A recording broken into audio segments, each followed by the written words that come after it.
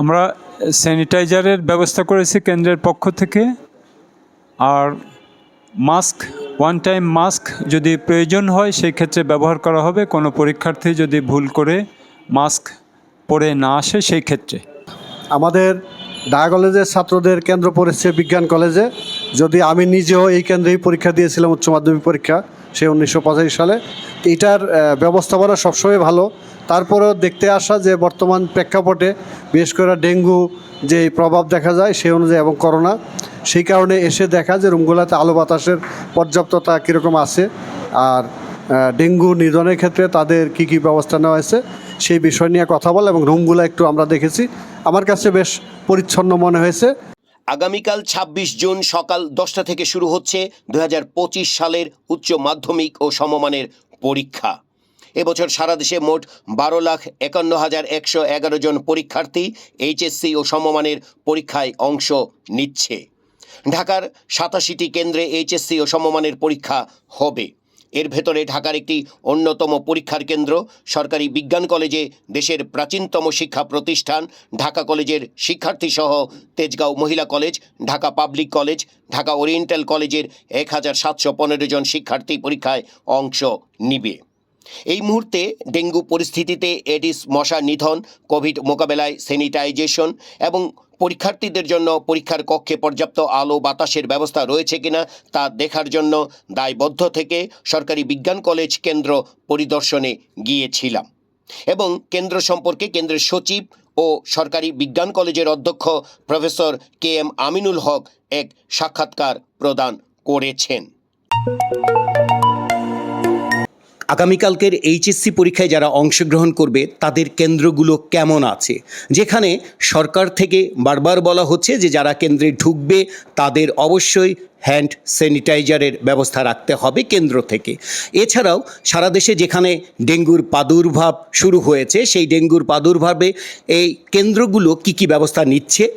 এবং আরেকটি বিষয় হচ্ছে যে এই মুহূর্তে বর্ষাকাল চলছে, তো বর্ষাকালের সময় দেখা যায় যে মেঘ জমে আকাশে এবং সেই সময় রুমগুলোতে, পরীক্ষার যে রুমগুলো থাকে সেগুলো অন্ধকার হয়ে যায়। সেই ক্ষেত্রে সেই রুমগুলোতে পর্যাপ্ত আলোর ব্যবস্থা, লাইটিংয়ের ব্যবস্থা হয়েছে কি না।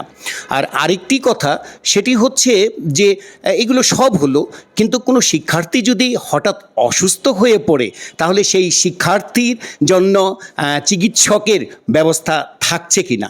এবং গরমও চলছে, ভ্যাপসা গরম, সেই ভ্যাপসা গরমে পর্যাপ্ত পরিমাণ বাতাসের ব্যবস্থা আছে কি না, ফ্যানের ব্যবস্থা আছে কি না ইত্যাদি সব কিছু জানতে আমরা এই মুহূর্তে এসেছি ঢাকার একটি পরীক্ষার কেন্দ্র, যেটি সরকারি বিজ্ঞান কলেজ।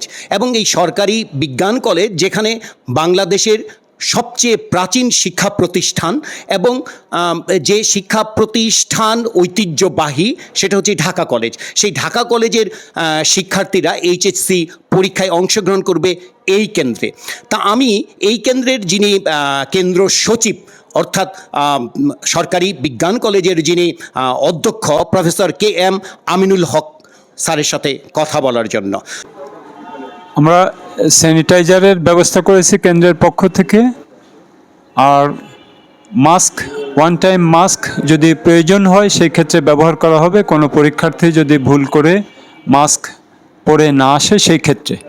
উত্তর সিটি কর্পোরেশন ঢাকাকে আমরা পত্রের মাধ্যমে অবহিত করছি।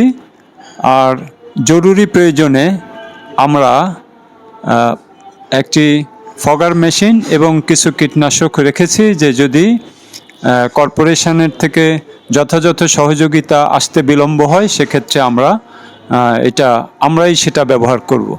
আমাদের নিজস্ব ব্যবস্থাপনায় সেটি আমরা মুক্ত করেছি। গত সপ্তাহ থেকেই এটা আমরা শুরু করেছি ব্যবহার করা। প্রতি সপ্তাহে একদিন করে আমরা পুরো ক্যাম্পাসে এই মশক নিধন কীটনাশক ওষুধ আমরা ছেটাচ্ছি, যাতে করে মশার বিস্তার রোধ হয়।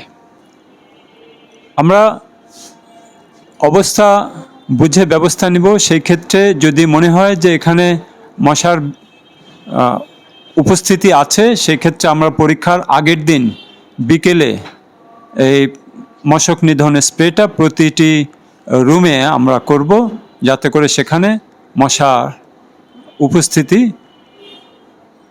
থাকলেও সেটি ধ্বংস হয়। হ্যাঁ, আমাদের প্রায় সব কক্ষে পর্যাপ্ত আলোর ব্যবস্থা করা আছে। পরীক্ষা চলাকালীন সময়েও সেটি নষ্ট হতে পারে। আমরা পর্যাপ্ত আলোর ব্যবস্থার জন্য যা যা করার দরকার সব আমাদের চলমান আছে।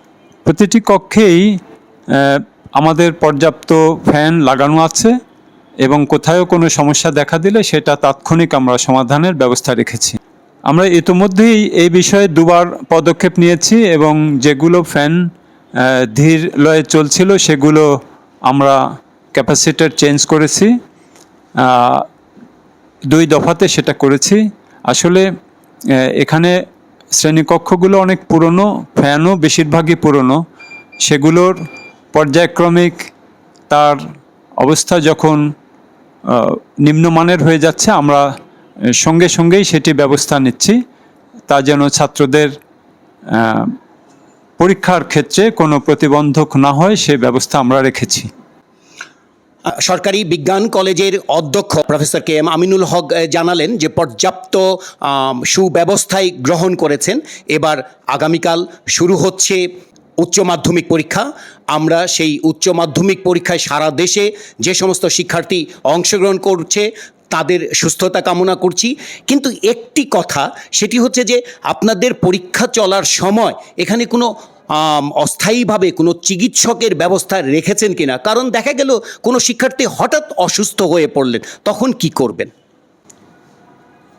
সেটি আমরা ব্যবস্থা রেখেছি। আমরা চিকিৎসককে পত্র দিয়েছি। পরীক্ষার দিন, পরীক্ষা চলাকালীন সময়ে একজন স্বাস্থ্যকর্মী, মেডিকেল অফিসার অথবা তদূর্ধ্ব একজন চিকিৎসা কর্মকর্তা এখানে থাকবেন। পরীক্ষা শেষ হওয়ার আগ পর্যন্ত উনি এখানে উপস্থিত থাকবেন। এটি একটি কক্ষ। এই কক্ষে আগামীকাল শিক্ষার্থীরা, ঢাকার শিক্ষার্থীরা এইচএসসি পরীক্ষায় অংশগ্রহণ করবে। জানালাগুলো তো পরীক্ষার সময় অবশ্যই খুলে দেওয়া হবে। হ্যাঁ, পরীক্ষা শুরুর আগ মুহূর্তে খুলে দেওয়া হবে। আচ্ছা, মানে পরীক্ষার্থীরা যখন প্রবেশ করবে তখনই খুলে দেওয়া হবে। আচ্ছা আচ্ছা আচ্ছা।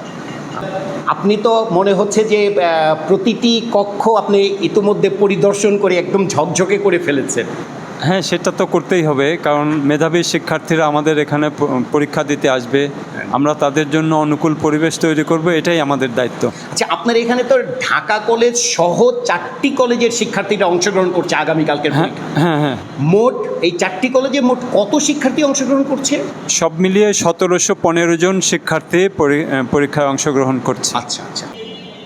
আগামীকাল এইচএসসি পরীক্ষা শুরু হচ্ছে এবং বাংলাদেশের প্রাচীনতম শিক্ষা প্রতিষ্ঠান এবং ঐতিহ্যবাহী শিক্ষা প্রতিষ্ঠান ঢাকা কলেজের এইচএসসি শিক্ষার্থীরা সরকারি বিজ্ঞান কলেজে তাদের কেন্দ্র পড়েছে এবং এই কেন্দ্রটি পরিদর্শন করতে এসেছেন ঢাকা কলেজের অধ্যক্ষ professor A K M Ilias. তা কেন্দ্র পরিদর্শন করে এবং কক্ষগুলো পরিদর্শন করে আপনার কেমন মনে হলো যে পরীক্ষার কেন্দ্রগুলো কি পর্যাপ্ত পরিবেশ আছে? ধন্যবাদ। আমাদের ঢাকা কলেজের ছাত্রদের কেন্দ্র পড়েছে বিজ্ঞান কলেজে। যদি আমি নিজেও এই কেন্দ্রেই পরীক্ষা দিয়েছিলাম উচ্চ মাধ্যমিক পরীক্ষা, সে 1985 সালে। এটার ব্যবস্থাপনা সবসময় ভালো। তারপরেও দেখতে আসা যে বর্তমান প্রেক্ষাপটে বিশেষ করে ডেঙ্গু যে প্রভাব দেখা যায় সেই অনুযায়ী এবং করোনা, সেই কারণে এসে দেখা যে রুমগুলোতে আলো বাতাসের পর্যাপ্ততা কীরকম আছে আর ডেঙ্গু নিধনের ক্ষেত্রে তাদের কি কি ব্যবস্থা নেওয়া হয়েছে সেই বিষয় নিয়ে কথা বল এবং রুমগুলো একটু আমরা দেখেছি। আমার কাছে বেশ পরিচ্ছন্ন মনে হয়েছে। আর যে জায়গায় সমস্যা আছে সেগুলো স্যারকে বলেছি, প্রিন্সিপাল স্যারকে, যে উনি যেন এইটুক ব্যবস্থা নেন। আশা করি সেটুক নিলে ছাত্রদের জন্য স্বাচ্ছন্দ্য হবে। তবে এইখানে বিল্ডিংগুলো অনেক পুরনো, সেই কারণে একটু গরম আছে। সেগুলাকে ফ্যানগুলো যদি সচল রাখা যায় কোনো ত্রুটি ছাড়া, তাহলে আশা করি ছাত্রদের পরীক্ষা স্বাচ্ছন্দ্যে দিতে পারবে। ঢাকা কলেজের অধ্যক্ষ professor A K M Ilias, যিনি সরকারি 7 কলেজেরও উনি প্রশাসক। তাই যে সরকারি 7 কলেজের ভিতরে কোন কোন কলেজে আপনার ইন্টারমিডিয়েটের সিট পড়েছে? ইডেন কলেজ এবং তিতুমির কলেজ ব্যতীত অন্য সব কয়টা কলেজে ইন্টারমিডিয়েট আছে এবং সেই কলেজগুলোতে ইন্টারমিডিয়েট সিট পড়েছে এবং আমরা সেগুলোতেও স্যারদের সাথে কথা বলেছি, তারা যেন ছাত্রছাত্রীদের পরীক্ষার বিষয়টি সবচেয়ে গুরুত্বের সাথে দেখেন, যাতে তারা স্বাচ্ছন্দ্যে পরীক্ষা দিতে পারে এবং তাদের ঢোকার ক্ষেত্রে অনেক সময় প্রতিবন্ধকতা থাকে, কারণ রাস্তায় ট্রাফিক জ্যাম এবং রিক্সায়, এবং সেই সময়টা তারা যেন একটু গুরুত্বের সাথে দেখেন, কারণ অনেক সময় যদি দেরি হয়ে যায়, আমাদের কেন্দ্রে ঢোকার যে নিয়ম সেটা সবসময় একদম পারফেক্টলি করা যায় না, দু একজনের ব্যত্যয় ঘটে, সেইটা তারা যেন যত্নের সাথে দেখেন। ধন্যবাদ। ইডেন কলেজ এবং তিতুমির কলেজে উচ্চ মাধ্যমিক নেই বলে সেখানে কোনো উচ্চ মাধ্যমিকের কেন্দ্র পড়েনি, কিন্তু আর বাকি 5টি কলেজের ভিতরে ঢাকা কলেজে উচ্চ মাধ্যমিক আছে। সেই ঢাকা কলেজে কি উচ্চ মাধ্যমিক পরীক্ষার কেন্দ্র পড়েছে? না, ঢাকা কলেজে উচ্চ মাধ্যমিকের সেন্টার অনেকদিন পড়ে না।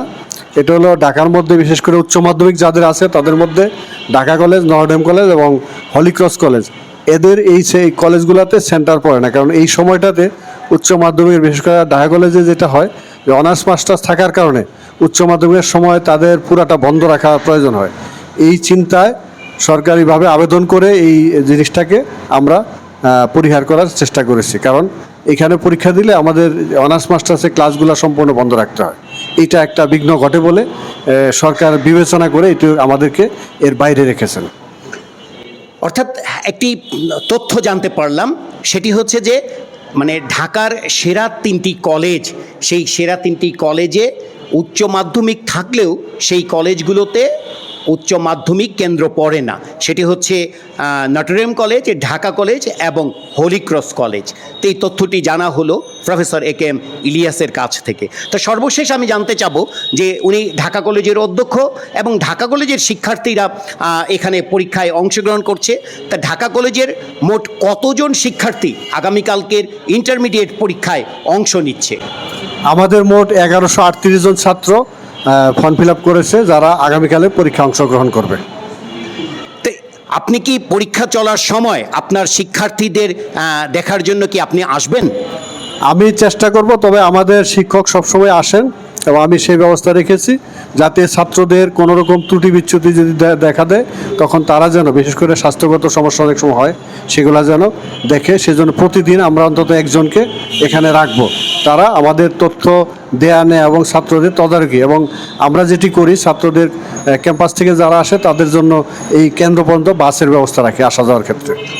একটি চমৎকার তথ্য দিলেন যে যে সমস্ত শিক্ষার্থীরা মনে করবে যে ঢাকা কলেজের হোস্টেলে থাকে এবং হোস্টেল ছাড়াও আশেপাশে থাকে, তারা যদি ঢাকা কলেজে আসে তাহলে ঢাকা কলেজের নিজস্ব যে বাস আছে সেই বাসে কেন্দ্রগুলোতে আসার ব্যবস্থা করেছেন, এবং পরীক্ষা শেষ হওয়ার পরে সেই বাসগুলো দিয়ে কি আবার এই কেন্দ্র থেকে কি কলেজে যেতে পারবে? হ্যাঁ, বাসগুলো এখানে থাকবে এবং তারা যাওয়ার ব্যবস্থা থাকবে, এবং তাদের এই আসার পরে এই 3 ঘন্টা তাদের এখানে অবস্থান করবে গাড়িগুলো। একটি চমৎকার ব্যবস্থা নিয়েছেন যে যারা হোস্টেলে থাকে এবং আশেপাশে যারা থাকে তারা ঢাকা কলেজে আসলে ঢাকা কলেজের নিজস্ব বাসে এই কেন্দ্রে আসতে পারবে এবং পরীক্ষা শেষে এই কেন্দ্র থেকে ঢাকা কলেজ পর্যন্ত সেই বাসে যেতে পাবে। এবং শুধু তাই না, যে সমস্ত শিক্ষার্থী এই আসার পথে থাকবে তারা ইচ্ছে করলে সেই রাস্তা থেকেও এই বাসগুলোতে উঠতে পারবে, আবার যাওয়ার সময়ও সেই বাসগুলোতে তার বাসার সামনে যেখানে ইচ্ছে মনে করবে সেখানে নামতে পারবে। এটি একটি চমৎকার উদ্যোগ। আর সবশেষে যে জিনিসটি আমি বলবো যে ঢাকা কলেজের অধ্যক্ষ কে.এম. ইলিয়াস, যিনি একজন ইতোমধ্যে ওনার একটি খ্যাতি ছড়িয়ে পড়েছে যে উনি শিক্ষার্থী বান্ধব একজন শিক্ষক। তাই শিক্ষার্থী বান্ধব শিক্ষক হিসেবে উনি আজকে ওনার শিক্ষার্থীরা যে কলেজে পরীক্ষায় অংশ নিচ্ছে আগামীকালকে, সেই কলেজটি উনি পরিদর্শনে এসেছেন। প্রতিটি কক্ষ উনি পরিদর্শন করলেন এবং উনি নিজে উদ্যোগ নিয়েছেন যে আগামীকালকে থেকে পরীক্ষায় যে পরীক্ষাগুলো হবে প্রতিদিনই একজন করে হলেও শিক্ষক প্রতিনিধি এখানে উপস্থিত থাকবেন, সেই ছাত্রদের কোনো অসুবিধা হলো কিনা অথবা কোনো ছাত্র অসুস্থ হয়ে পড়লো কিনা এইগুলো দেখভাল করার জন্য। তা এই যে সব কিছুর আয়োজন একটি, সেটি হচ্ছে যারা উচ্চ মাধ্যমিক পরীক্ষায় আগামীকালকে অংশগ্রহণ করছে তারা যেন নির্বিঘ্নে, তারা যেন স্বাচ্ছন্দ্যে এবং ভালো পরিবেশে তারা যেন পরীক্ষায় অংশগ্রহণ করতে পারে এবং একটি তাদের কাঙ্ক্ষিত সফলতা যেন অর্জন করতে পারে।